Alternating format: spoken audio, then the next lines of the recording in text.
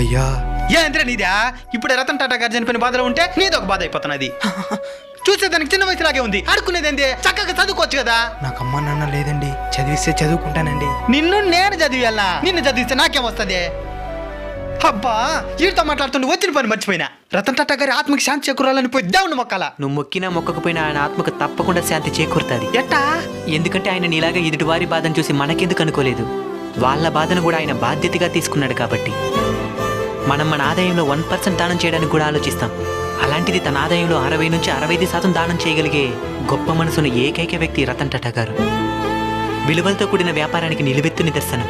ఒక కుటుంబానికి ఆపదొస్తే పెద్ద కొడుకు అడ్డుపడినట్టు మన దేశానికి ఏ ఆపదొచ్చినా అడ్డు నిలబడే పెద్ద కొడుకు ఆయన. ఈ రోజు ఆయన మన మధ్య లేకపోవచ్చు, కానీ ఆయన నేర్పించిన విలువలను మనం పాటించగలిగితే ఆయన ఎక్కడున్నా సంతోషిస్తారు.